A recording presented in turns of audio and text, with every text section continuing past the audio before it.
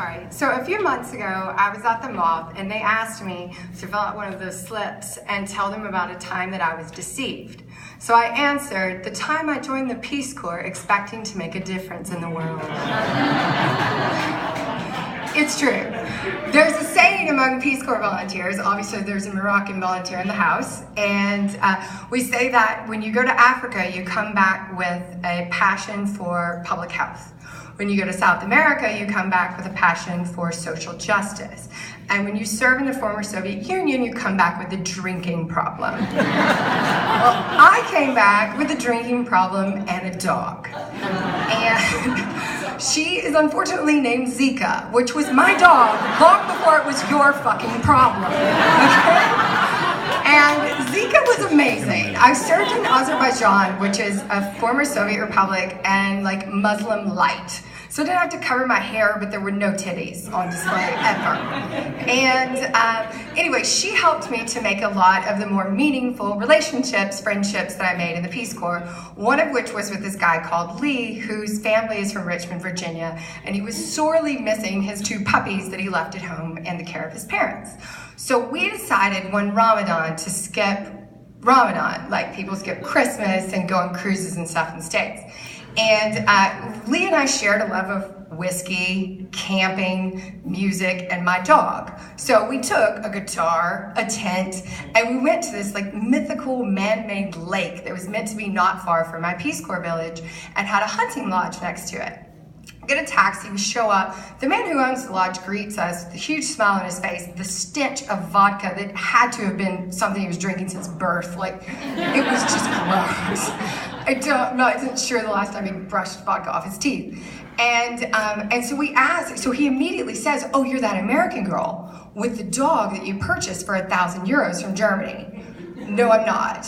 I rescued my dog from the Caspian Sea in a snowstorm. It's as Azerbaijani as you are. It actually has an Azerbaijani dog passport.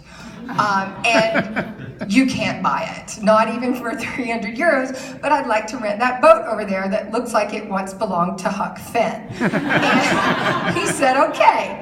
Well, the problem was we couldn't, and the whole reason we're here, by the way, is so Lee can teach me to fly fish. And so we can't all board Huck Finn's skiff right here next to the hunting lodge. I have to follow this drunk man with my dog, separated from Lee, who's basically my security at this point, and trust that he's eventually going to wind me through this maze and I'm going to reunite with Lee and not get gangbanged. Which, oddly enough, was actually Lee's last words to me as he skiffed off. Parker, don't get gangbanged. Right. Luckily, I do reunite with Lee. We get out in the middle of the lake. He's showing me the figure 8 motions. I'm opening the whiskey. The dog's gotten into the sausage, and the shots start to be fired. It was then that we realized the error in our logic.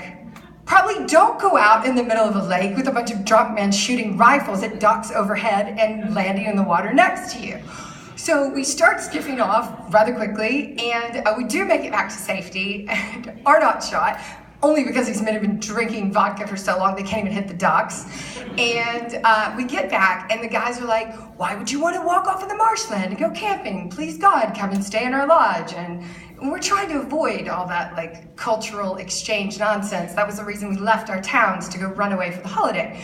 So we hike off and we end up like combat crawling through the marshlands because these drunk idiots get in their car and come looking for us. Yeah, it's setting up a tent in the dark is far from fun, and it wasn't the first time Lee and I had misbudgeted our time, but literally we were hiding from these people. Me, a dude that was like, you know, very military looking buff, which made me feel safer, a guitar, a backpack with a tent, and a dog. So we're hiding from these guys. There's no road. They can make a sharp left, a sharp right at any time and just run us over. But fortunately, they gave up, went back to the lodge to drink vodka, and Lee and I lived through the night. But the next morning, the dog is gone. Right. So we go back to the lodge. I beg and plead with these men saying, please give me my dog back. I'll give you the 300 euros. I just want my stupid dog back. I'm yelling her name. She's not whining from behind like some like imaginative cellar where she's locked up that I have in my mind from watching too many American Hollywood movies. And so we start hiking towards the closest village. And as if from like some time machine, this fisherman, as I'm telling this, I realize how bizarre and untrue it sounds. But anyway, this fisherman on a horse comes up, and nobody's riding horses. They're all driving like crappy Russian Ladas. But this man's on a horse, and he comes up to me. I explain what's going on, and he tells me that he has an idea, and so he's going to go trot off to this village and make some investigations. So he comes back and finds us on the path, and he says, your dog is safely in my family's garden, and please come and join us for our family's Ramadan celebration. Yeah. Where you can tell us all the token foreign stories about why you love our great nation that you'd never heard of when you got your Peace Corps assignment and had to go look up on a map in Barnes & Noble back when that existed, before we all had smartphones.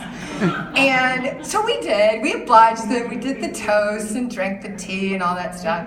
And the best part of the story is that when I moved away to another voyage to run a safari camp in Tanzania, where another one of our storytellers was tonight, I gave my dog Zeeka to Lee's parents.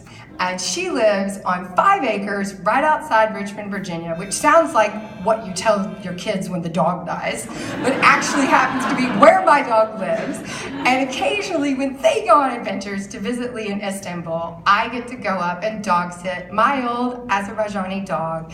And my visitations are not limited to Ramadan weekend. Give it up for Parker one more time, everyone.